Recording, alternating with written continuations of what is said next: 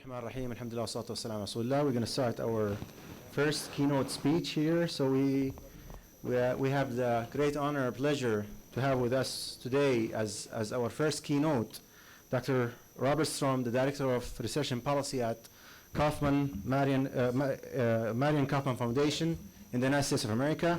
And he's going to be talking to us about should we rethink higher education for the 21st century. And please join me to welcome Dr. Strom.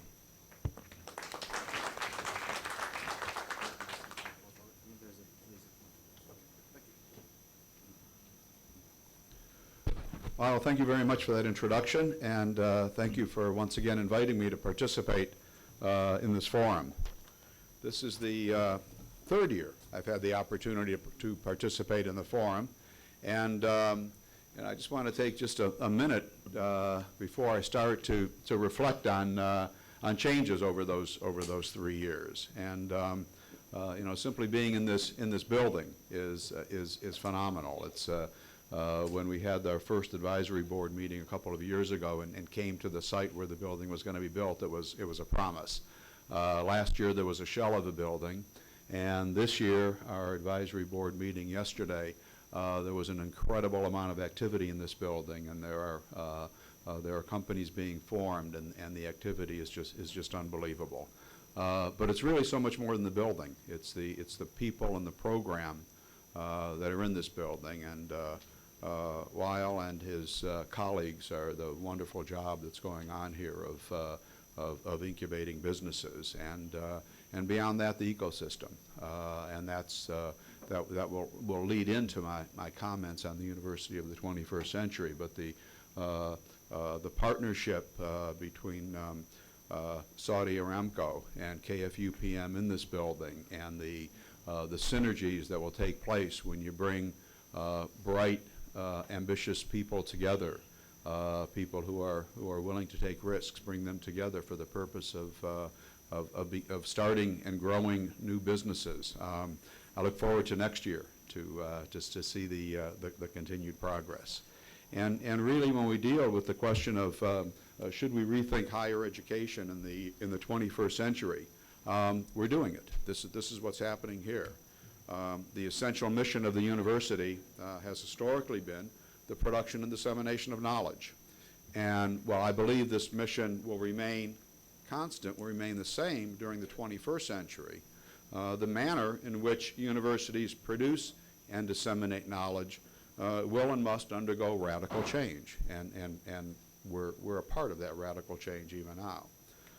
Indeed, the university has held true to this mission of the production and dissemination of knowledge since its inception.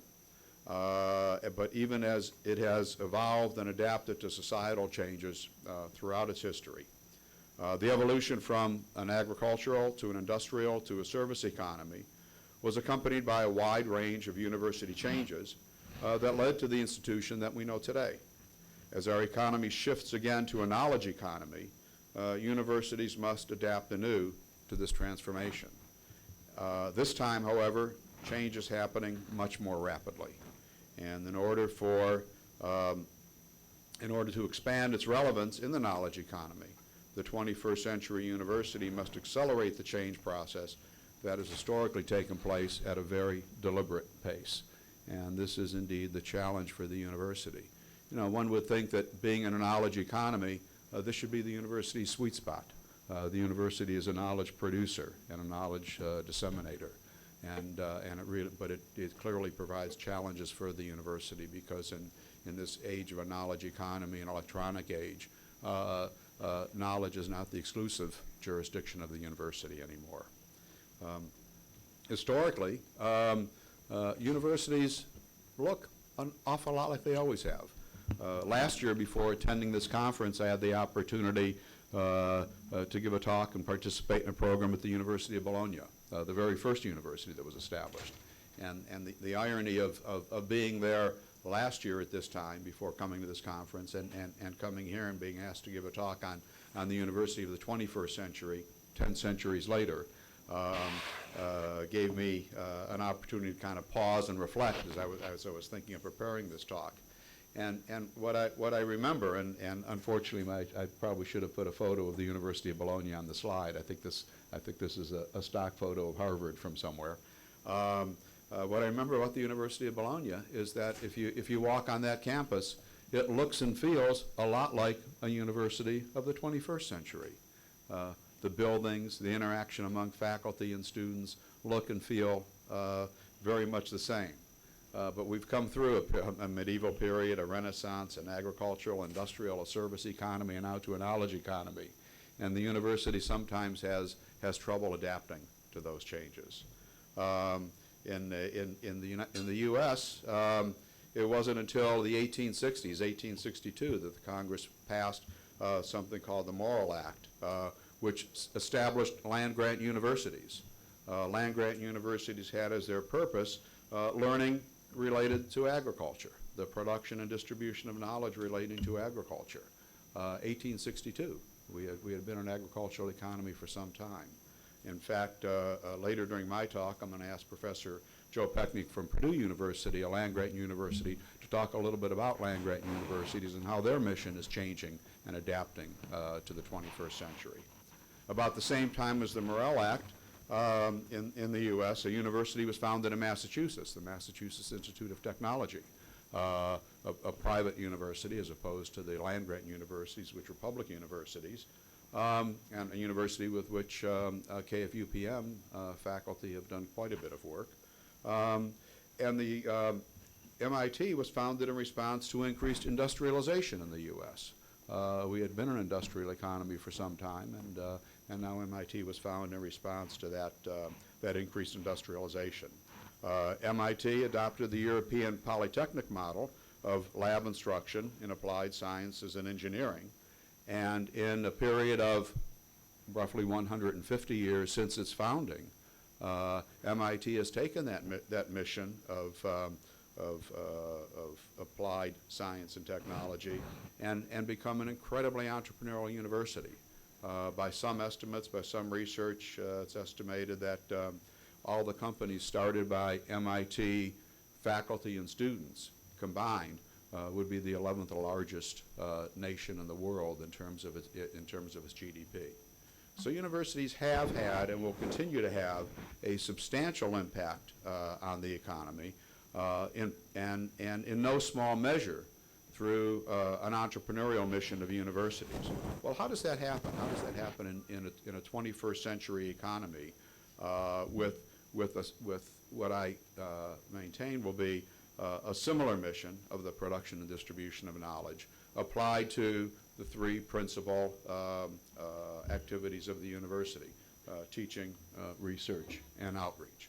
Well, let me talk first about the teaching mission of the university and apply the teaching mission of the university to the entrepreneurial process.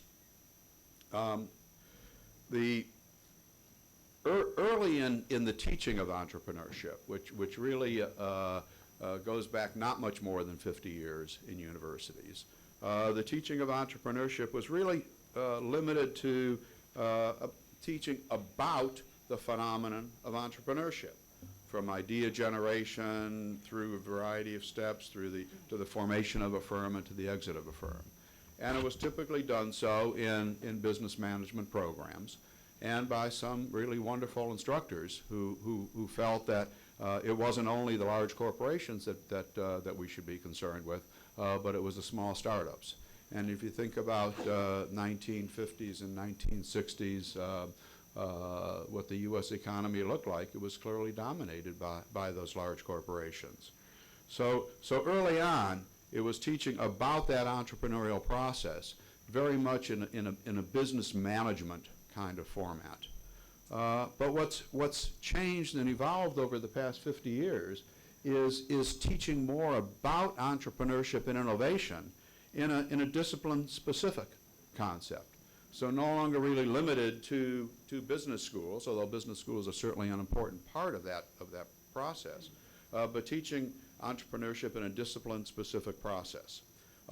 So in the social and behavioral process, the social and behavioral sciences, in the context of history, in the hard sciences, in my own discipline of economics, prior prior to moving to the Kauffman Foundation 20 years ago, most of my life had been spent as an academic economist. And in making that transition 20 years ago, I sort of stopped and thought that here I'd been teaching economics for 25 years, teaching a lot of microeconomics, but rarely mentioned the entrepreneur in an economics course. Early on, the second or third Nobel Prize in economics went to an economist named Robert Solow. And Bob Solow won the Nobel Prize for his work in economic growth.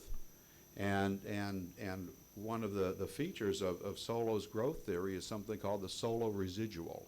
And the Solow residual implies that about 50% of economic growth is unexplained. Well, where does that economic growth come from? And most of it comes from endogenous growth, from growth that comes within the starting of new firms, within innovation. And economists had long ignored or not been able to measure that growth from a macroeconomic perspective, and therefore from a microeconomic perspective didn't include much economics in the theory of the firm. I taught the theory of the firm, and I probably started about 1,000 lectures with 3 words: assume a firm. Well, you can't assume a firm. Firms come from somewhere. And the interesting question is how and where and why do those firms begin? How do they exist? How do they grow? What happens when they die? Those sorts of issues, and not the more mundane issues of trying to optimize behavior of the firm to find that unique price and quantity combination to maximize short-run profits. So there are really interesting questions in a variety of disciplines that bear upon entrepreneurship. And not the least of which is in the history of sciences. So what's happened over these past 40 or 50 years is that entrepreneurship has really become much more of a cross-campus phenomenon. It's become much more of a phenomena where regardless of the area of the university in which one is operating, certainly entrepreneurship and innovation has had, is having, and will continue to have a strong impact on what's going on at that university. And rather than me talking about what's going on at universities that are doing a good job with cross-campus entrepreneurship, it seemed more appropriate to have my colleague and fellow advisory board member, Dr. Bernie Carlson from the University of Virginia, talk about for just a few minutes about what's going on at the University of Virginia in that context.